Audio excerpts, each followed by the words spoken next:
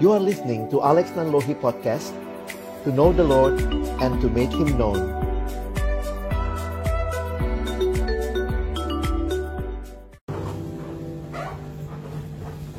Mari kita tunduk kepala berdoa sebelum membaca merenungkan firman Tuhan.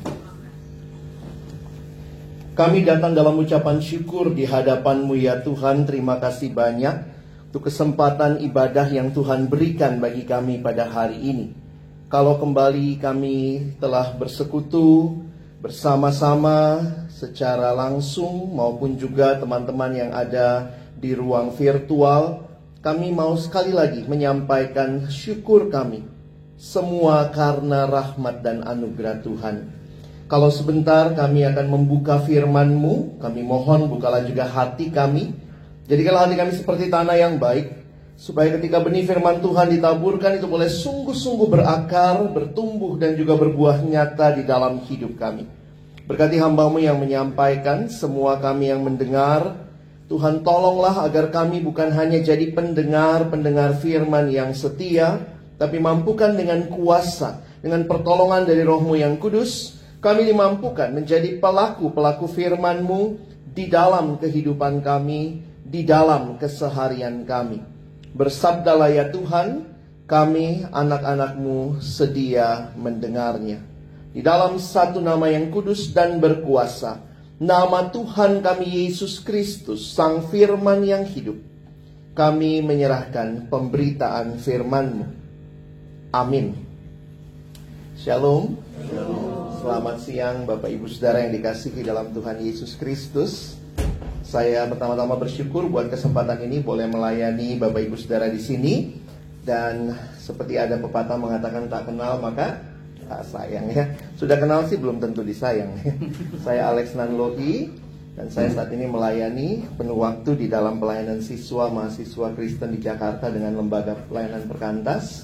Dan ini kesempatan pertama kali saya boleh hadir di tengah-tengah Bapak Ibu Saudara sekalian. Hari ini kita akan membahas satu tema yang menarik. Kenapa? Karena ini bukan tema yang baru, tetapi juga menjadi pergumulan bagi kehidupan orang Kristen, orang percaya. Saya siapkan satu presentasi untuk kita, sayangnya di sini, presentasinya di sana ya. Jadi Bapak Ibu pintar-pintar aja ngelihatnya ya, supaya jangan sampai nanti pulang ada yang lehernya harus diurut ya. Apa yang muncul di benak saudara? Bisa tolong sebentar. Saya pakai pointer. Itu.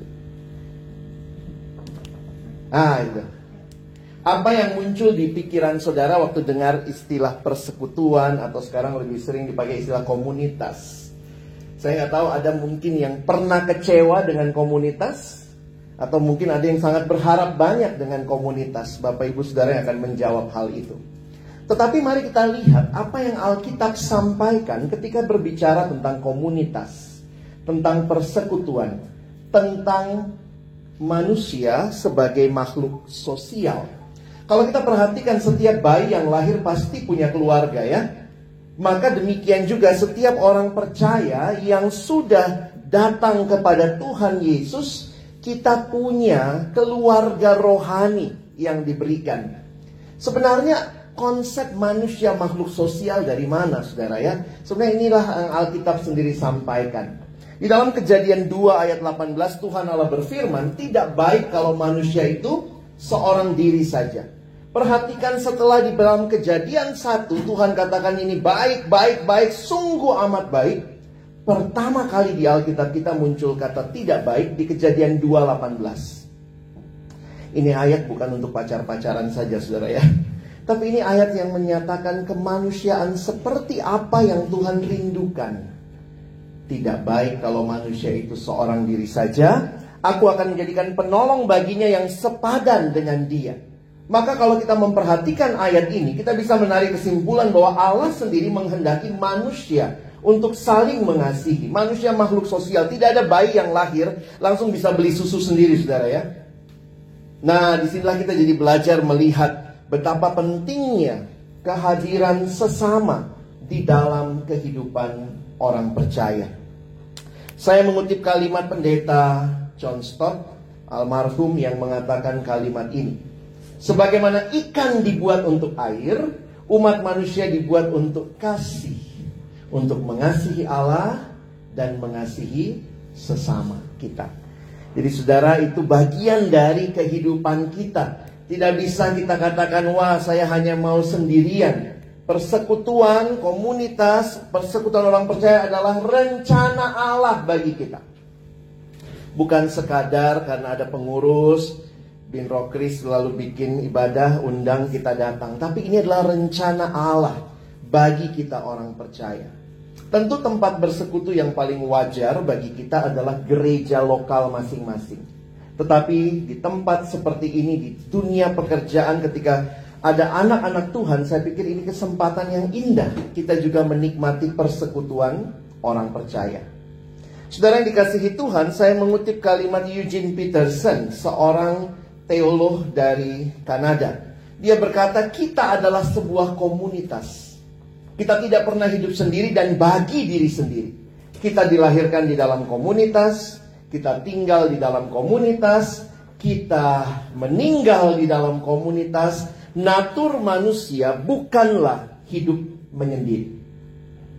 Dari titik tolak inilah saya ingin mengajak kita melihat, kalau begitu, kalau kita ini memang bukan untuk hidup sendiri, bagaimana kita sama-sama memelihara, menjaga, ataupun kita akan mengapain sih bersekutu, begitu ya. Nah, Bapak Ibu bisa lihat,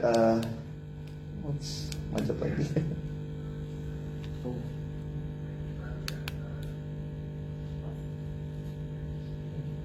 Oke. Nah, Bapak Ibu Saudara, saya mengambil ayat ini ya, Ibrani pasal 10 ayat 24 dan 25. Mari kita baca dua ayat ini bersama-sama. Jadi Bapak Ibu bisa lihat, kita baca 24-nya dulu. 1, 2, ya. Dan marilah kita saling memperhatikan supaya kita saling mendorong dalam kasih dan dalam pekerjaan baik. 25. Oke, 1, 2, ya. Sebentar. Oke, 1, 2, ya.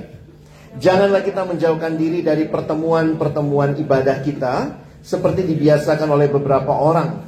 Tetapi marilah kita saling menasehati dan semakin giat melakukannya menjelang hari Tuhan yang mendekat. Nah, Bapak Ibu Saudara yang dikasihi Tuhan, kepada jemaat penulis Ibrani memberikan pesan. Ada dua hal yang saya ajak kita perhatikan. Saya mau angkat hanya dua kata supaya kita juga bisa memahami. Yang pertama adalah kata memperhatikan. Marilah kita saling memperhatikan. Kalau kita sudah ada dalam satu persekutuan, sebuah komunitas, maka salah satu bagian yang diberikan kepada kita adalah istilah memperhatikan. Ya.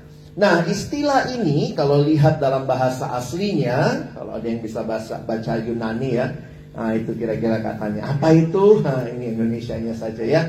Katanumen. Menarik sekali karena istilah ini waktu saya lihat dalam bahasa aslinya dan dalam beberapa terjemahan lain, ini bukan sekadar memperhatikan, observe, lihat gitu, perhatiin ya.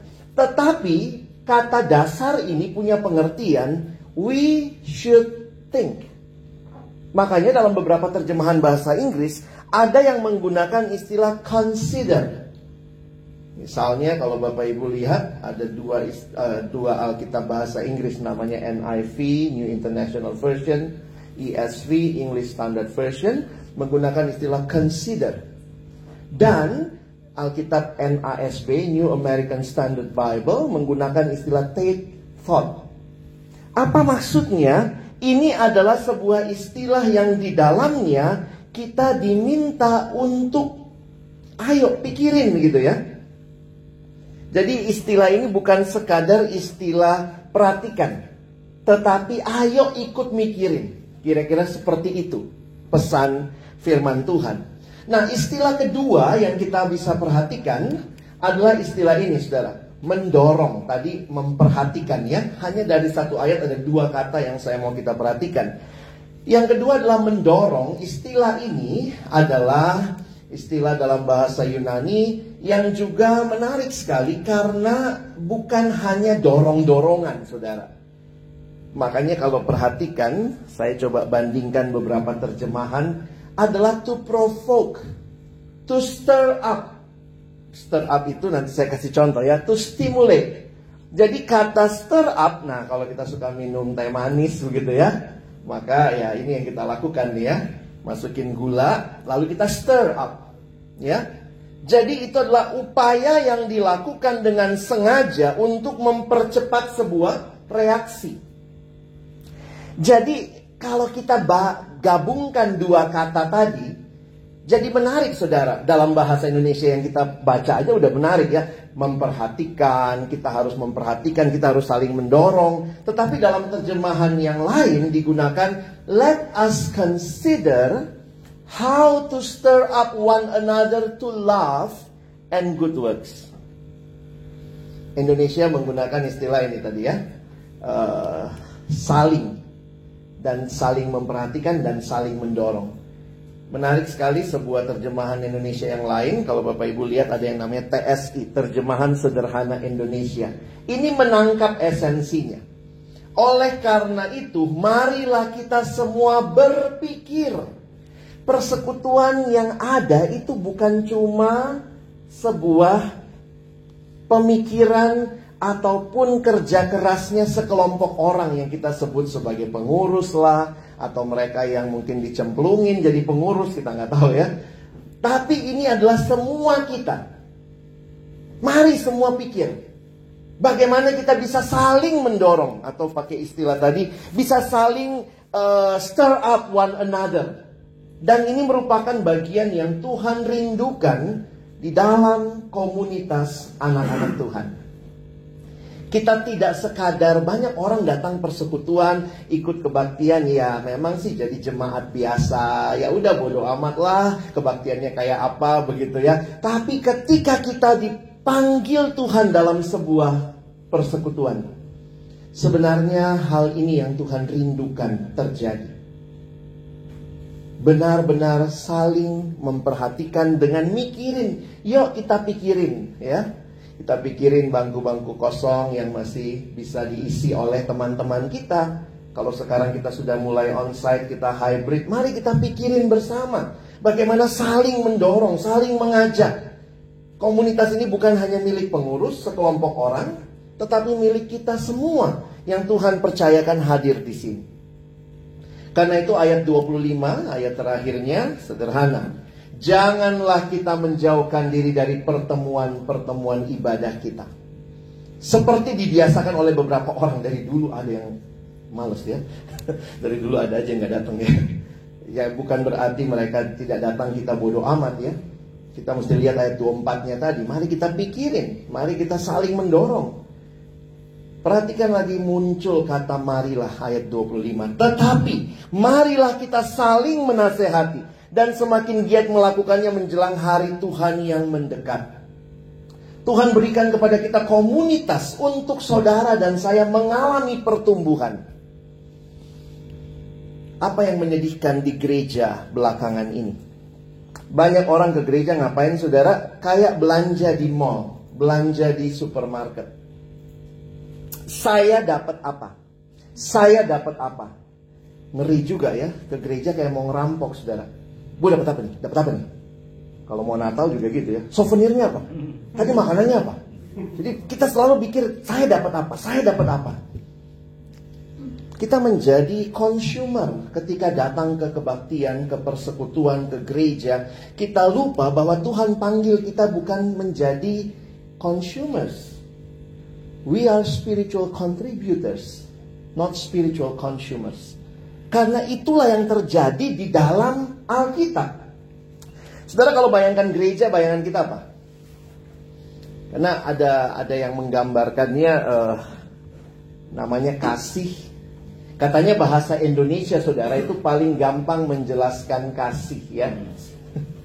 Katanya bahasa Indonesia itu paling gampang menjelaskan kasih. Kalau Bapak Ibu perhatikan saya, apa itu kasih? Kasih, ya kasih. Love is giving.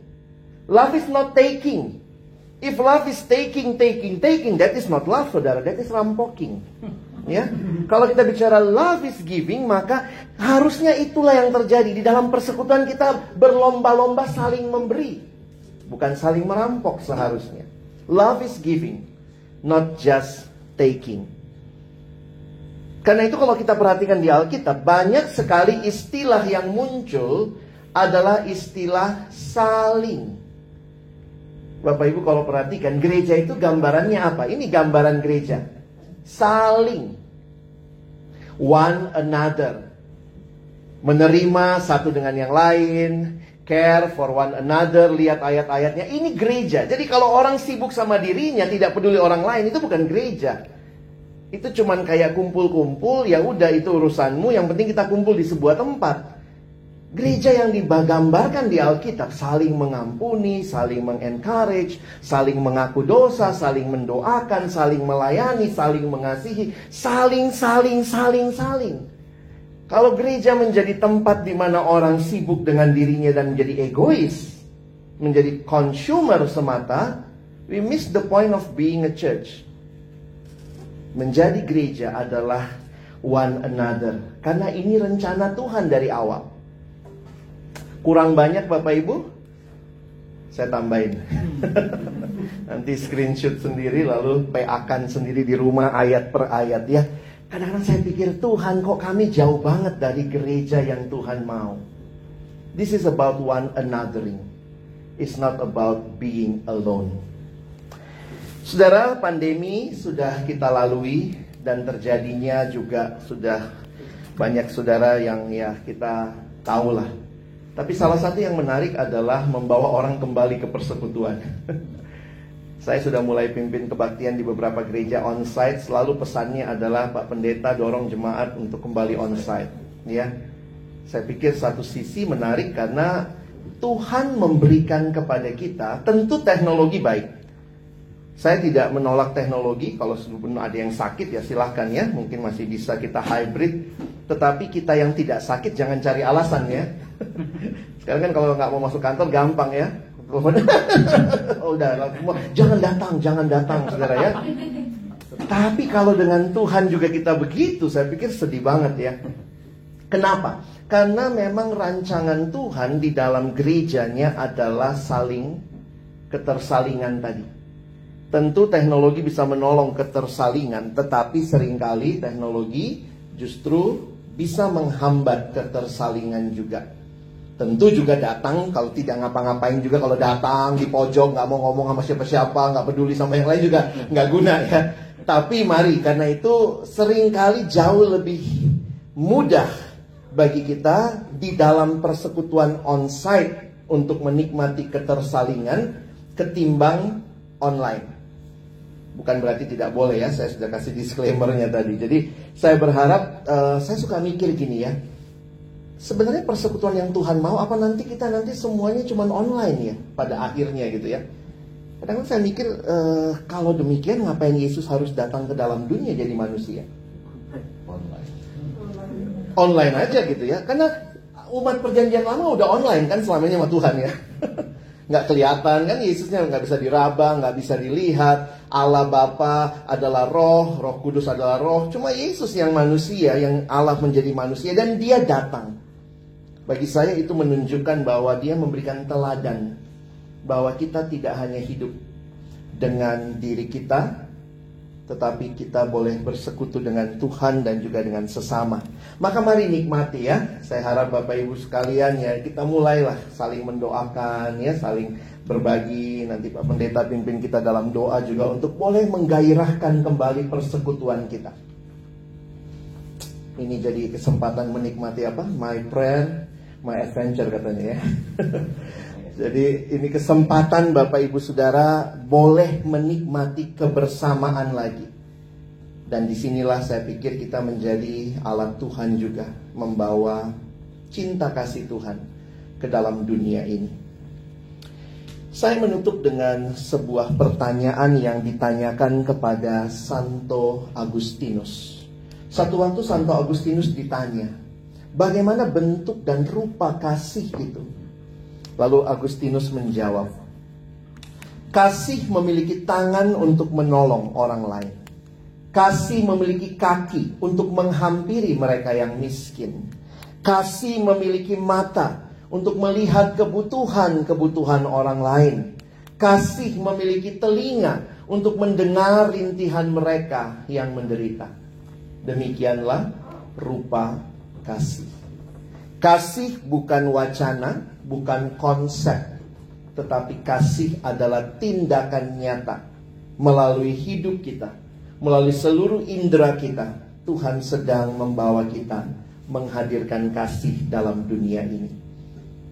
Jangan jauhkan diri dari pertemuan-pertemuan ibadah, tapi marilah kita saling memperhatikan, saling mendorong di dalam kasih dan di dalam pekerjaan baik. Tuhan menolong Bapak Ibu Saudara yang sudah hadir hari ini, tentunya bersyukur, dan kita rindukan ke depan rekan-rekan kita juga, saudara seiman di tempat saudara hadir bekerja akan boleh menjadi komunitas yang saling membangun di dalam Tuhan. Mari berdoa. Tuhan, terima kasih untuk firman-Mu, terima kasih untuk setiap hati yang terbuka di hadapan-Mu. Terima kasih kalau kami hari ini boleh mengingat lagi apa yang Tuhan rancangkan bagi hidup kami. Di dalam kerohanian pun Tuhan memberikan saudara-saudara seiman yang bisa bersama-sama bertumbuh di dalam Tuhan. Dan terima kasih kalau kesempatan bersekutu boleh mulai kembali kami nikmati secara fisik, on-site, satu sama lain. Kami sadar betul bahwa ini adalah kesempatan yang Tuhan berikan. Karena itu kami sungguh rindu, kasih kami makin nyata, kami pun makin menjadi berkat satu sama lain, dan pertemuan-pertemuan ibadah kami yang seperti ini akan menjadi pertemuan yang di dalamnya kami menikmati relasi dengan Tuhan dan juga dengan sesama kami. Kiranya waktu kami berkumpul bersama, kami pun bahkan bisa berbagi dengan sesama kami. Ada tindakan kasih yang nyata melalui persekutuan kami bersama. Terima kasih Tuhan buat kesempatan ini. Kami mohon tolong kami, bukan cuma jadi pendengar-pendengar firman yang setia, tapi mampukan boleh kami jadi pelaku-pelaku firman-Mu di dalam hidup dan keseharian kami. Kami bersyukur menaikkan doa ini. Dalam nama Tuhan Yesus kami berdoa dan bersyukur. Amin.